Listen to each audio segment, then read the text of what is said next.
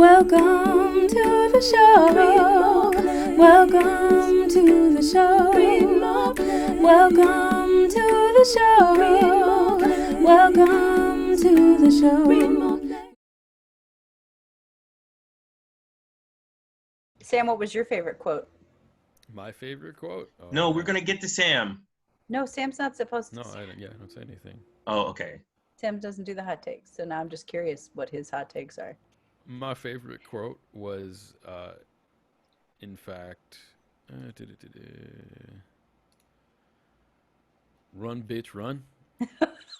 Because I just thought it was absolutely hilarious that I thought it was hilarious that in circa 2016, teenagers would be quoting that movie and have absolutely no idea where it came from. What movie is that quoting? Is that Forrest Gump? Uh, Well, no, because they never Forrest, say run. run. Yeah. So yes, originally it's Forrest Gump is where it came from, but the Scary Movie that came out in the early 2000s. I did late see 90s, Scary Movie, but I only saw it once. Yeah, it's a one-off line that Damon Wayans' character just goes "run, bitch, run" in the middle of it, and people started quoting that whenever I remember it happening, Huh. because I was a teenager at the time. No. You can say that. You don't even need to say like the details. You can just say that you were looking into the, that this, like, introduce the dramaturgy section and say, I know that I did a lot of research onto the Khmer Rouge. Jennifer, what about you? Okay. Awesome. Do you remember though, like, you wouldn't remember this. There's no reason for you to remember this, but the play, You told me about this. Yes. the play and that I wrote, Yeah. the play that I wrote that you did the reading for, there was like this trashy show that they keep referencing throughout. It's like a Fox News kind of show, and like everybody keeps making these different comments that it's like, oh, that show's so trashy, it's like blah blah blah blah blah blah, and they do it 3 times over the course of the play, and the last one I remember was, oh, I love that show, it's so trashy, it's like if Pol Pot and Anna Nicole Smith had a baby. Wait, was that one of my lines that I had to say? It might have been your line. Okay. Whatever happened to that play? It needs Parkside. That's all I'm gonna say is what happened. Well, actually, grad school happened. Oh yeah, I'm not worried, Sam. Yeah. No, I when we did the reading, I was like, oh, I see what's wrong with this play. It needs a serious rewrite, because I like to say everything 3 times, and you only need to say it once. I do remember it being literally full.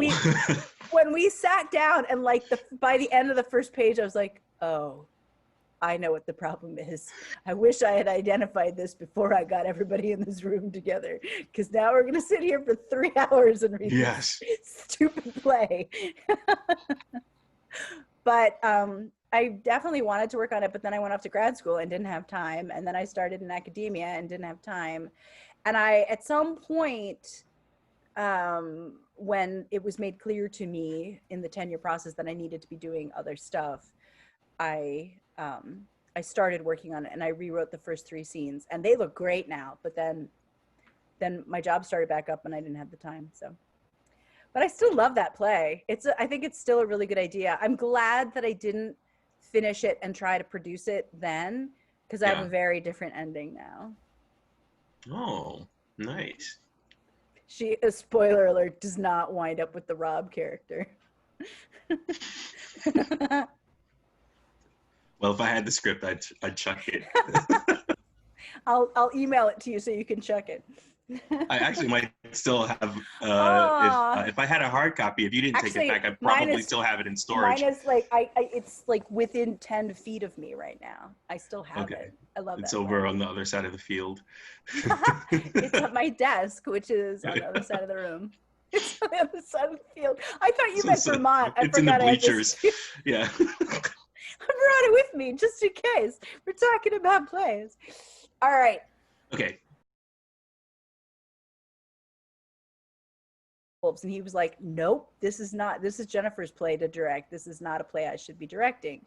Just like, you know, like if Ricardo and I are in the room and someone said, Jennifer, why don't you direct Raisin in the Sun? It's like, I don't think I'm the person to be directing that play. Maybe I shouldn't be your first choice, but I mean, I know Trauma Island's fucked. So Ricardo, I think, so what I would say is, also, it's like this disco light. The lights around you keep changing. The TV. The television. I figured. Yeah. So one of the things that I always talk to my directing students about was like, what did you see in your imagination? Like, were there any moments? So even you can start with the disclaimer and say, I am not the person to direct this play. And I wouldn't attempt to direct this play. I think you'd be a great stage manager for the play. But to say, me too. That's not my role, but I will say this, these were some of the ideas I had as I was reading, or some of the things that I thought of while I was reading, like if there was a good song that could play, or I don't know, if you had any things that, or casting choices, any actors you think would be really good in the parts. So it doesn't have to be like, this is my vision for the story. It's sort of like, here are some things that I happened to like see in my imagination as I was reading the play. It's like, I really do not know what I would do with this. I do not know what I would do trying to direct 9 teenage girls. And this one video that I saw, the director was a man, and I was like, I felt myself being offended. I was like, why is a man directing this? I mean, and like, you hear, but he had some really good thoughts and some real, I mean, it really made sense what he was saying. So I'm like, I'm sure he did a good job. But that was my reaction was, why is that a man doing that? It's not that I don't think a man could direct it. Right.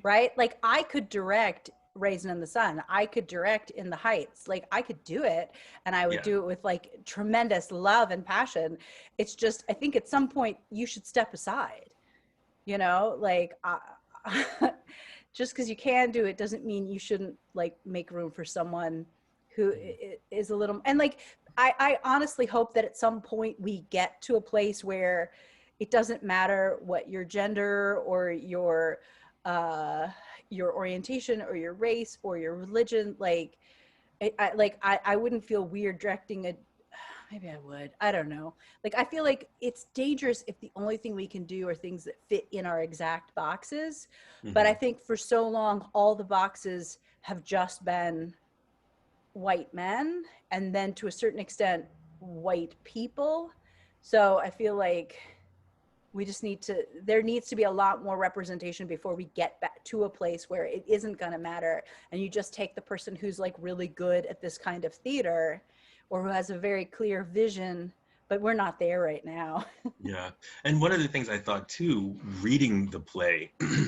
This is the exact kind of like Patreon content. Yeah. Behind the scenes. And my thing was, oh, well, this is just, this is a white team. It's a white team of girls. Like I mean, that was like my initial thought, but like, what, it doesn't have to be. Why would it have to be? It doesn't have to be. In fact, it can't be all white girls because I mean, one of them is Armenian, and though has to like at least look, you know, enough brown in a specific way that she could also be Mexican, or seen as being Mexican. Right, but I guess the idea of diversity didn't just jump out at me on the first read. But they did sort of seem to all be in the same class. I love it. That leads really interestingly, kind of directly into my question. Okay. I have a question for both of you that I was... We were not prepared. Yeah. What? That I was thinking about... Pop quiz, everyone. After I read the script ends with the cast presumably chanting the name of their team, which hitherto I don't believe has been spoken of. They talk about other teams, but they don't talk about what their team is. And some of those team names are so bad. Yeah. Extreme Explosion. They have to be aggressive. It always has to be aggressive. You have to be aggressive. Mhm. Yeah, be aggressive.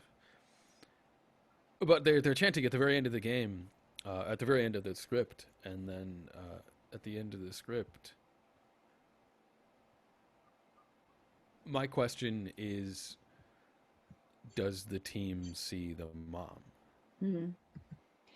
Hmm. I saw that question, like they see her or they don't.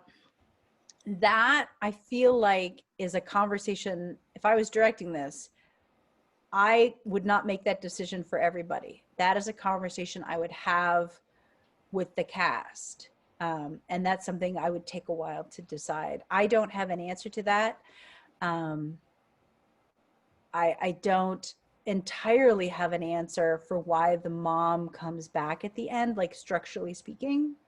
I thought about that. I mean, that's like both of my like work throughs of the script. It was like, I don't like, why did this happen? Like, what purpose does this serve?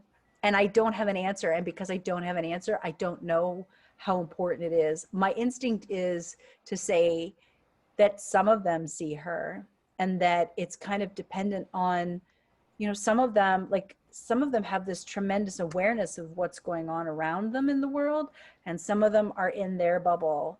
And I think that would make the difference as to whether they said it or not. You know, I noticed the second time looking through the script that they talk about a project about Armenia in the first scene. And 14 doesn't appear to hear it because she's freaked out about something else. She's like so engaged with something, but it's, I feel like if I was from, or like my parents were from another country and somebody started talking about it, I would be pulled toward it, but she doesn't even hear it. And people don't hear 46 say, oh, I lived in Cambodia. And they're like, you did? And she's like, yeah, I'm pretty sure I told you that. And she did, they just didn't process it.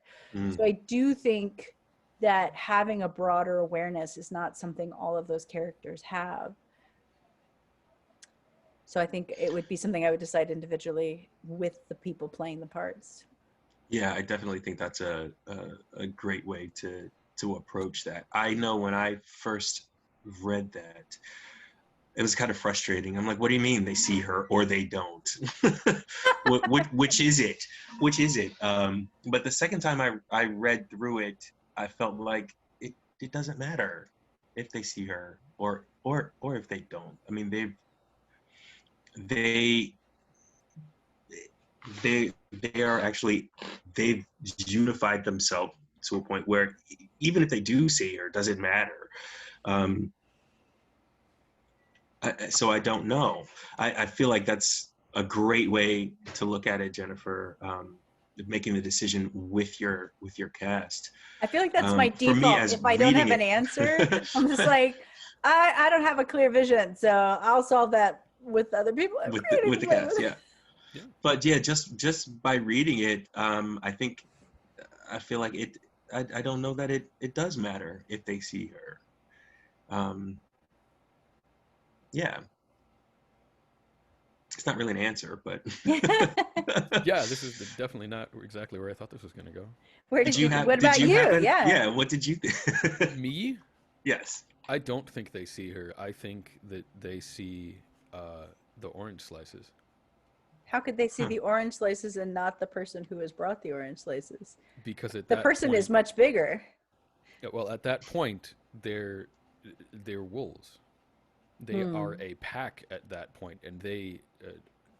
It seems as if they descend and turn into wolves after they sit there chanting "We are the wolves" over and over again. Which That's interesting. But that makes me think that they probably don't even see the orange slices. Well, Like, somebody, I think it's two, like devours them. So somebody eats all of them or something. Well, that's the thing, is that they all had that moment with the orange slices, and as far as the imagery of wolves is considered, and the imagery, like you were saying, of community, wolves are a pack. They move in a pack. They all exist as one, and one of the things they exist for is the orange slices. And at the end, they don't. That's eat the tradition. orange Like that's slices. what wolves are really excited about in the wild. Well, Wolves love orange slices. Food. It's food in general. The alpha has returned. No, God, The alpha has returned with the The orange alpha, slices. as you see, the alpha has returned with the traditional bag of orange slices. But yeah, No, I think that's a really good point. I had not made that connection. Like I did a lot of thinking about ensemble, like in terms of the actors building the show and in terms of the tribe within the play, and I hadn't made the connection of like what a community wolves are and how dependent they are on their social structure. Yep. I I did feel want like to they've say, transcended orange slices at that point. I did want to say, I directed a play my first semester of grad school. We had to develop this play, and it was a social issues project, and like we had to like from nothing build this play. And the thing that I worked on with my students was about rage, and about how you can get so angry that you destroy things and kill things. And it's been a while since I've worked on it, so I can't remember exactly what we were thinking, but you know, I was working with all these freshmen and sophomores, and I remember like one of the first questions I asked them was like, okay, when have you felt rage in your life? And they were like, never, because we're so sweet and innocent. And so I was like, all right, we got to tap into this. So I did this primal scream thing at the start of rehearsals, where I would have them stand in a circle facing out, not facing each other, but facing out and holding hands so that they were connected, but that they were still kind of isolated. And I had them start with this kind of like this low hum, and they were supposed to work up to this like rage yell. And the chant that they did like with the wolves, that escalation is very much what I did with my cast. And we did it day after day. We did it every rehearsal, and we wound up putting it in the production as a way to like start off tapping into that rage that I think women in particular are really expected to tamp the F down. Mm-hmm. That's a Patreon discussion. okay. They don't need to, like, the regular people don't need to know my FSU story. Yeah. All right, and then we just have the outro music. We're gonna read up on a lot of plays and talk about them in many ways. So welcome to the show. Welcome to the show. Read more plays. And scene. And scene.